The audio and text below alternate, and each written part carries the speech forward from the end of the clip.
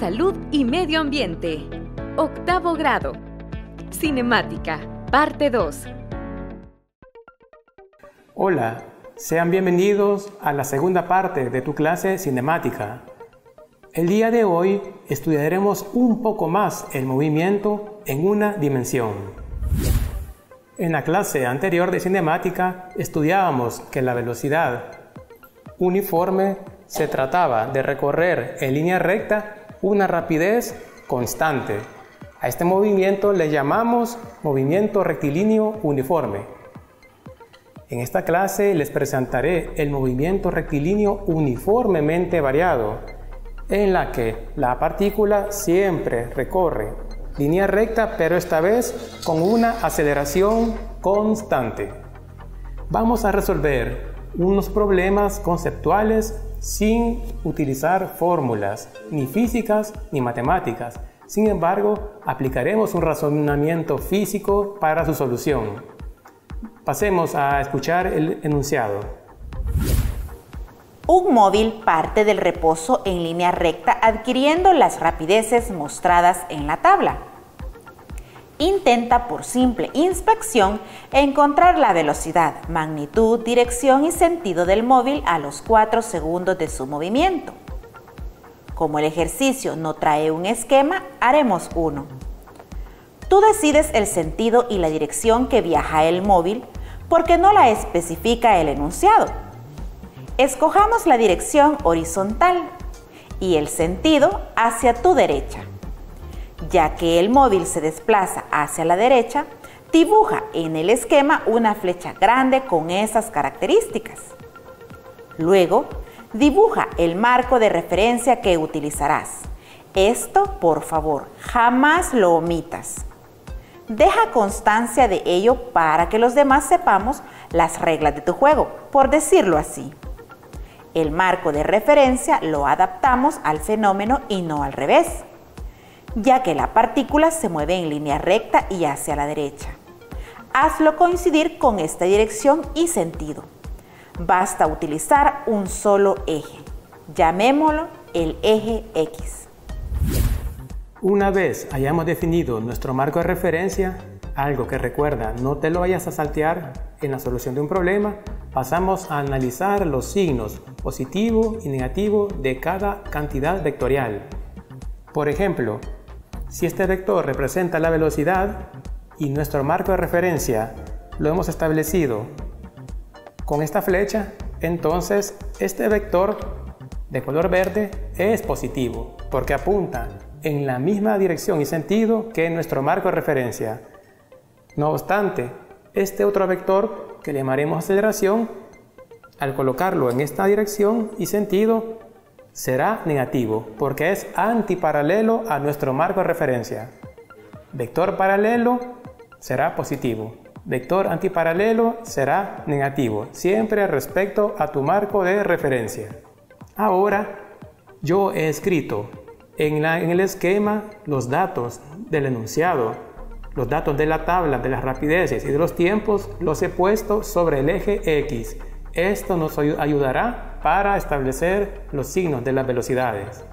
Estas velocidades, como apuntan en la misma dirección que el marco de referencia, todas ellas son positivas. Sabemos de la clase anterior que la velocidad es el desplazamiento de la partícula dividido por el intervalo de tiempo que le llevó realizarlo. A partir de esta definición, vemos que los vectores desplazamiento y velocidad son paralelos. Ahora entiendes por qué cada flecha que representa la velocidad del móvil es paralela al marco de referencia. Y es porque el movimiento del móvil sucede hacia la derecha. Por ende, son positivas las velocidades. Bien, ahora ya tenemos todos los ingredientes para responder a la pregunta: ¿cuál es la velocidad del móvil a los 4 segundos? Sin utilizar ninguna ecuación física y solo conceptos, habrás notado que la rapidez va aumentando. Ese es el primer dato. Nuestro segundo dato es que la velocidad va aumentando 5 centímetros por segundo cada segundo. Entonces, ¿cómo encontraremos la velocidad a los 4 segundos? Fácil. Vete al segundo 3. ¿Cuál es la velocidad? Es de 15 centímetros por segundo. Solo añade 5 centímetros por segundo y así encontrarás la velocidad en el segundo 4, la cual es 20 centímetros por segundo. Sin embargo, ¿cuál sería tu respuesta en el ejercicio?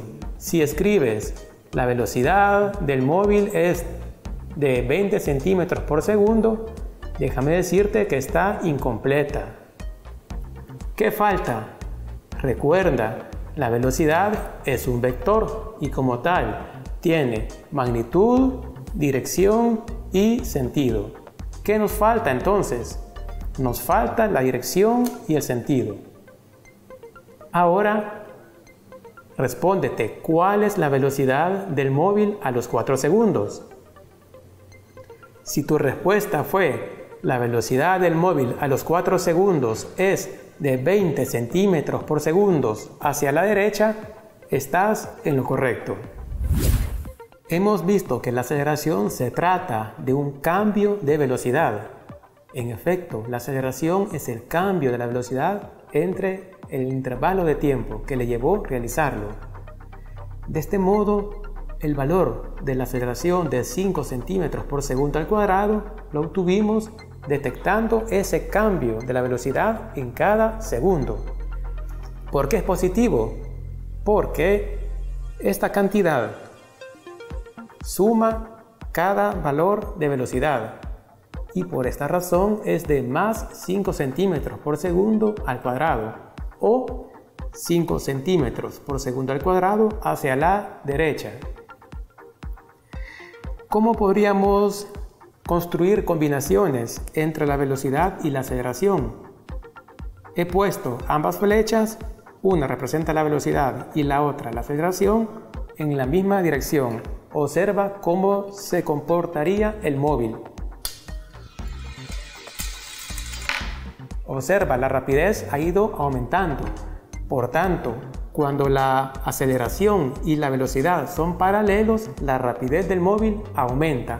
Ahora construyamos un caso donde la velocidad apunta en un sentido y la aceleración en el opuesto. Observa. ¿Lo notaste? La rapidez fue disminuyendo. Este es el otro caso. La velocidad apunta hacia la derecha, pero la aceleración hacia la izquierda. Y por esa razón, la rapidez llegó hasta 0. Ahora pasemos a resolver un problema de cinemática utilizando fórmulas en el siguiente experimento. Pasemos ahora pues a resolver la segunda parte de nuestro experimento de la semana pasada. Si recuerdas, teníamos una canica, la dejamos soltar de un plano inclinado y comenzamos a medir el movimiento desde que el contacto de la superficie hasta varias distancias, si lo recuerdas. Muy bien, esta parte ya la resolvimos la semana pasada. Hoy, ¿qué pasó antes? Acá, en el plano inclinado, la canica tiene un movimiento rectilíneo uniformemente variado. ¿Cómo así? Ella tiene una masa, es de 5 gramos. Por lo tanto, tiene un peso, una fuerza vertical hacia abajo.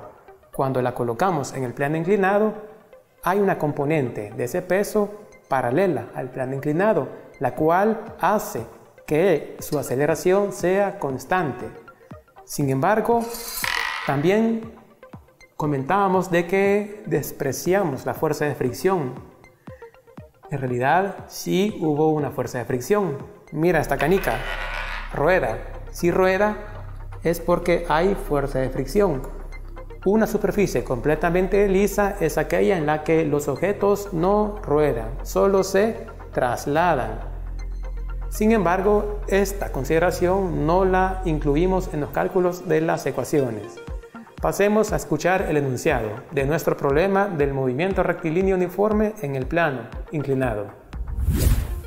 Una canica rueda con movimiento rectilíneo uniformemente variado por un plano inclinado.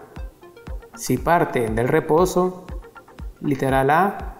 ¿Cuál es su aceleración si al cabo de 0.43 segundos ha adquirido una velocidad de 60 centímetros por segundo? Literal B. ¿Qué distancia ha recorrido en ese tiempo? Después de leer el enunciado y comprender el fenómeno, haz el esquema. Como la canica desciende en línea recta sobre el plano inclinado, dibuja en esa misma dirección el sentido y la dirección del marco de referencia, el eje X. En el segundo paso, coloca los datos del movimiento en el esquema, los datos del inicio y del final. Además, traza con mucho cuidado la dirección y el sentido de las cantidades vectoriales. La posición final y la aceleración déjalas indicadas porque no las conocemos. La velocidad final, señálala con una flecha. Todos los vectores son positivos. No te preocupes con los signos. Siempre ten en cuenta el marco de referencia. Para este descenso y con nuestro marco de referencia, una velocidad negativa de menos 60 centímetros por segundo indicaría que la canica asciende al final del plano, lo cual es irreal. No puede subir la canica sin la mediación de una fuerza. Es imposible. Si colocas una aceleración negativa, significa que la canica subirá cuando sea soltada desde el reposo. Y no solo eso, sino que irá más rápido. Esto es imposible, porque no existe una fuerza externa en esa dirección ni sentido. Por ello, los signos mal asignados a los vectores alteran los resultados de las ecuaciones físicas, llegando inexorablemente a valores incorrectos. En el tercer paso, vamos a utilizar finalmente las ecuaciones de la física, las del movimiento rectilíneo uniformemente variado, para encontrar la posición final y la aceleración. No cometamos el error de escribir primero las ecuaciones y sustituir los valores del enunciado sin haber analizado el problema. Si sigues los pasos que te he mencionado, vas a cometer muchos menos errores y vas a fortalecer el pensamiento crítico. El procedimiento matemático del literal A para encontrar la aceleración lo presentamos en pantalla.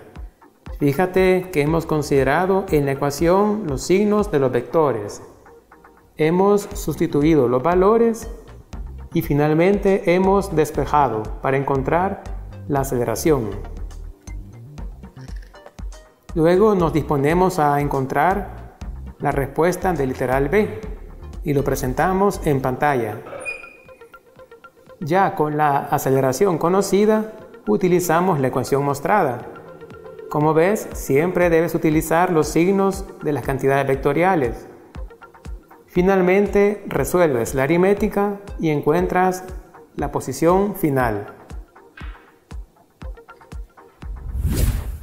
Finalmente les quiero mostrar dos conceptos bien fundamentales de la cinemática, la distancia recorrida y el desplazamiento, y con este experimento lo comprenderemos a la perfección.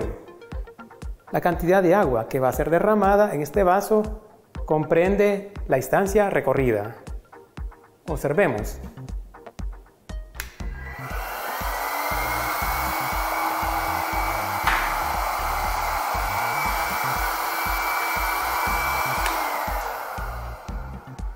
Hubo distancia recorrida, desde luego, vean el agua.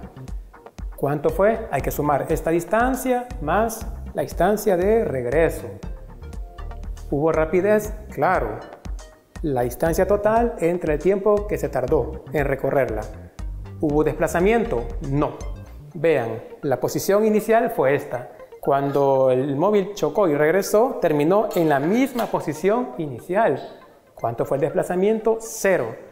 ¿Cuánto es la velocidad? 0. ¿Por qué? Desplazamiento entre tiempo. 0 entre tiempo.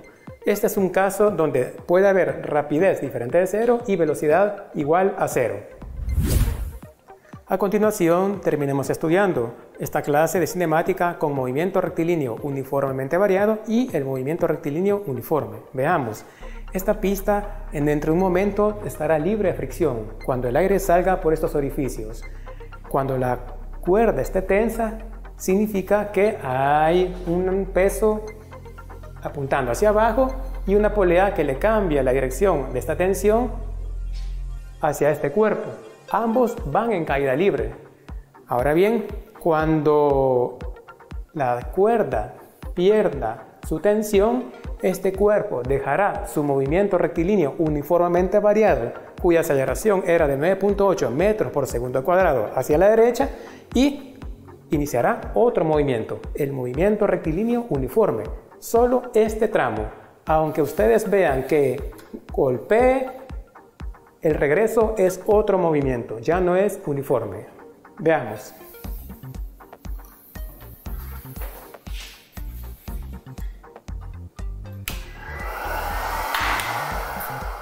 Muy bien, así hemos visto estos dos temas, movimiento rectilíneo uniforme y movimiento rectilíneo uniformemente variado. Estos dos modelos son ideales. Habrán otros modelos más complicados como el lanzamiento de proyectiles, pero eso será más adelante. Gracias por ponernos atención y nos veremos pronto.